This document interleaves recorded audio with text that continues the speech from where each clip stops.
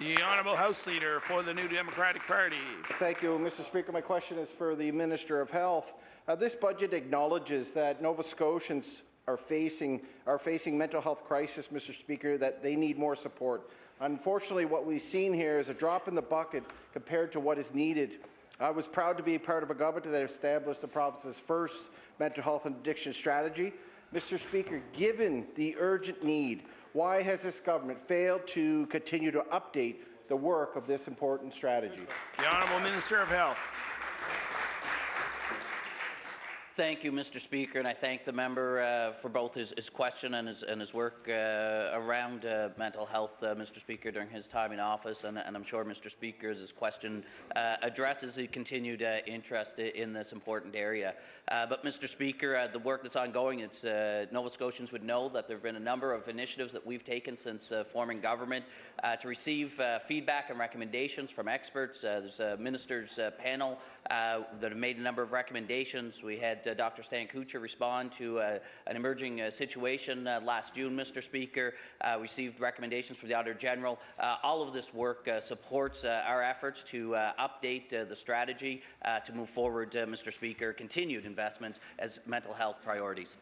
The Honourable House Leader for the New Democratic Party. Thank you, Mr. Speaker. No mention in the budget speech today about the mental health and addiction strategy.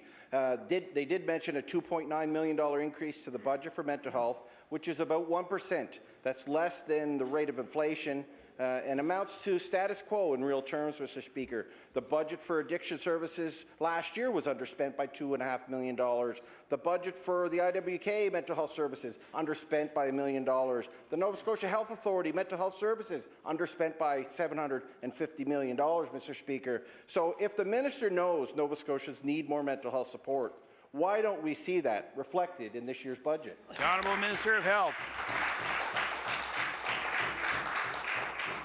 Thank you, Mr. Speaker. And as I'd mentioned, we continue to recognize the needs of Nova Scotians. We've also acknowledged, Mr. Speaker, that the recruitment efforts are ongoing to secure the mental health clinicians that we need in our communities across Nova Scotia, Mr. Speaker.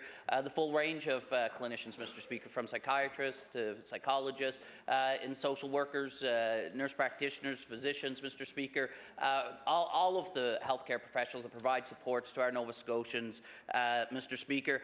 And I'd like to let the member know that we are having successes. Just recently, as part of our collaborative care practices, we recognized the role that social workers play.